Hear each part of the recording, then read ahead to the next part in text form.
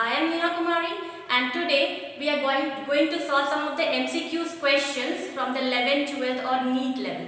Okay, so I will be reading the questions for you and then after the options, and then I will make you the concept very clear and you will be able to know what is the correct answer for it. Okay, so here we have our first question. The question says, in a moss, the sporophyte produces gametes that give rise to the gametophyte.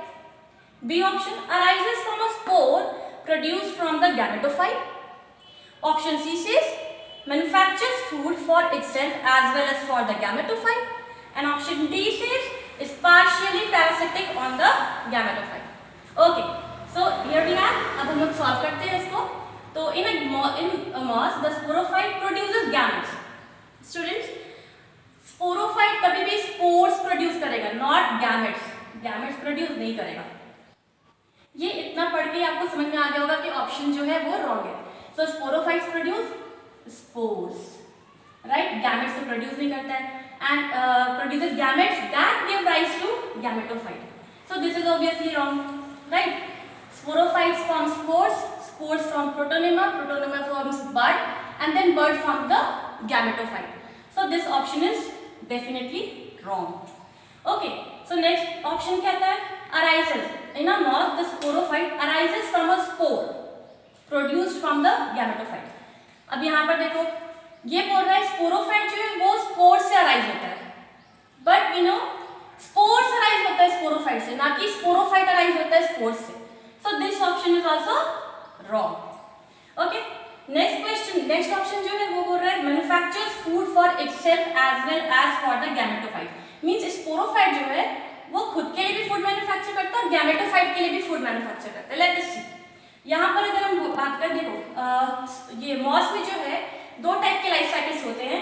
पहला जो होता है sporophytic और दूसरा होता है gametophytic. ठीक है, आई एम राइटिंग हियर. तो स्पोरोफाइट से गैमेटोफाइट दोनों जो प्लांट बॉडी है ना, दोनों के दोनों फोटोसिंथेसिस परफॉर्म करते हैं, राइट. लेकिन स्पोरोफाइट जो है उनका प्लांट बॉडी उतना डेवलप नहीं होता है और गैमेटोफाइट का प्लांट बॉडी बहुत डेवलप्ड होता है.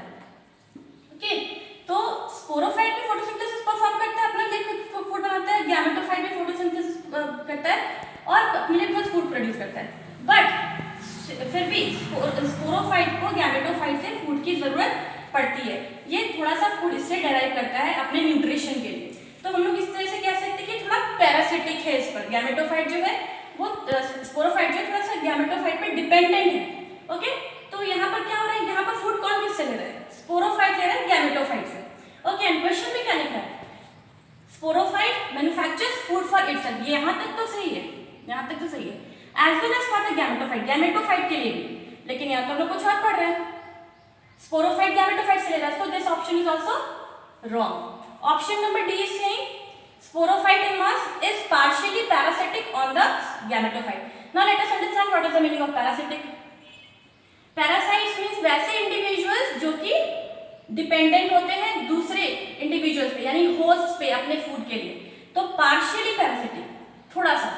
So yes, sporophyte जो वो कुछ तो डिपेंडेंट है गैमेटोफाइट्स पर अपने फूड के लिए, partially डिपेंडेंट है, मीन्स ये पैरासिटिक है. That means option number D will be correct. I hope this has answered your problem. This has answered your question and doubt. Thanks. So we will be moving to the second question. The second question says, which one of the following is common to multicellular fungi, filamentous algae, protonema of moss?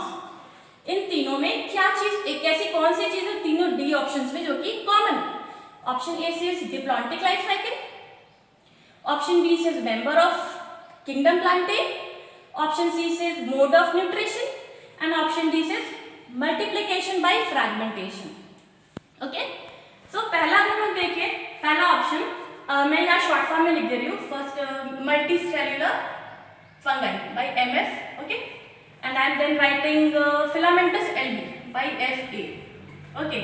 And I am writing protonema of mosses by PM. Okay. तो पहले हम लोग बात करें diplontic life cycle के बारे में. तो ये होता है मल्टीसेलुलर फंगाई जो होता है, वी नो कि ये पहले इसमें हैप्लोडिप्लॉन्टिक, दिस इज हैप्लोडिप्लॉन्टिक. पहले हैप्लॉइड होता है, फिर बाद में डिप्लॉइड होता है.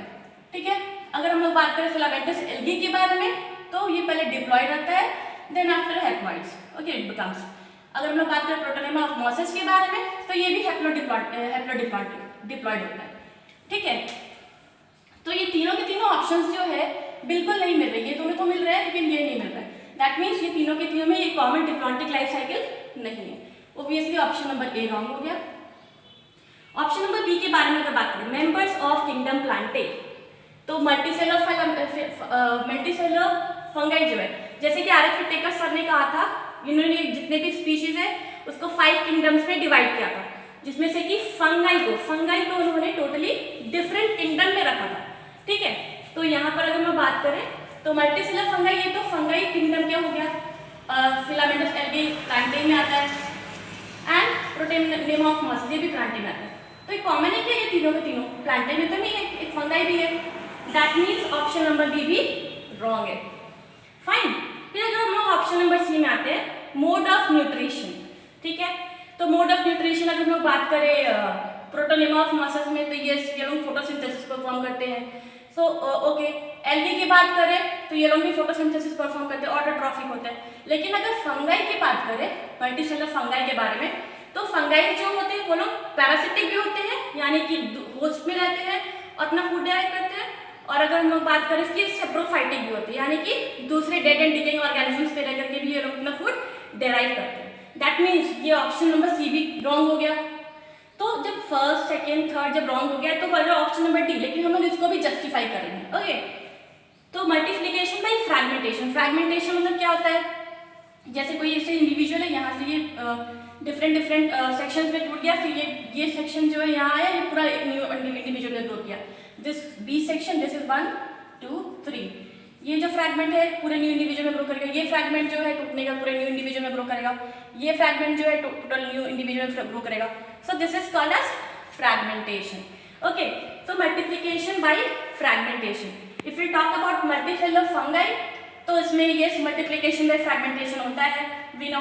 Then when we talk about filamentous algae, तो इसमें भी मल्टीप्लिकेशन बाय फ्रैगमेंटेशन होता है। और यहाँ पर एल्गी के सारे स्पीशीज में ऐसा नहीं होता है, ठीक है, ओनली फिलामेंटस एल्गी के केस में ऐसा होता है, ये एग्जाम्पल है, ओके। तो क्वेश्चन बहुत डीपली पूछा गया है, आप इसको अच्छे से समझ करके जवाब दें।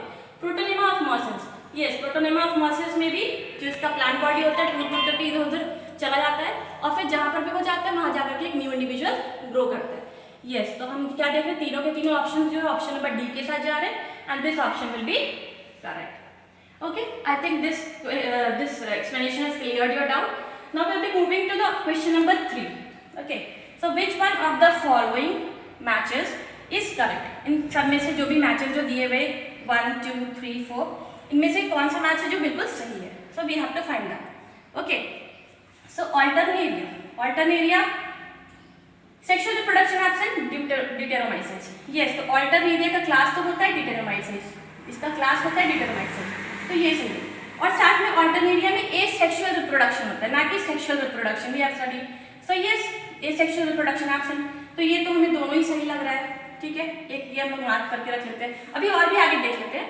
And then after we see, so Alternaria जो है ना वो ड्यूटेरोमाइसेट्स का एक एग्जांपल है, यस, ओके। देन म्यूकोर का अगर हम देखते हैं, तो म्यूकोर में रिप्रोडक्शन बाय कंजुगेशन, यस, ये ऑप्शन सही है। इनमें रिप्रोडक्शन होता है by the formation of conidia, okay. So Mucor में कोनिडिया फॉर्मेशन से होता है रिप्रोडक्शन। देन आफ्टर इसके क्लास जो है एस्कोमाइसाइट्स, लेकिन एस्कोमाइसाइट्स से म्यूकोर बिलोंग नहीं करता, ये क्लास नहीं है म्यूकोर का, इसका होता है म्यूकोरोमाइसाइटिस, राइट। तो ये रॉन्ग हो गया, तो this option number 2 is wrong. Then we have option number 3, Agaricus is a parasitic fungus and it belongs to the class Basidiomycetes, yes, ये Basidiomycetes तो इसका क्लास होता ही है, ठीक है। लेकिन यहाँ पर पैरासाइटिक फंगस जो है ये बिल्कुल रॉन्ग है, this is not the mode of nutrition for Agaricus, okay. So when we will be moving to the fourth one, so this one is also wrong. Question option number 4 is saying Phytophthora जो है उसमें एसेप्टम mycelium होता है, yes, एक होता है septate और एक होता है एसेप्टेड, तो फाइटोप्थोरा में एसेप्टेड माइसीलियम होता है, this option is correct. Then basidiomycetes से फाइटोप्थोरा बिलोंग नहीं करता है, सो फाइटोप्थोरा माइसाइटिस से ये बिलोंग करता है, तो ये ऑप्शन गलत, मींस थर्ड वाला भी रॉन्ग हो गया और फोर्थ वाला भी रॉन्ग हो गया। तो correct option for this is option number 1, Okay, so I think these questions and my solution to these questions has cleared your doubt. Thank you.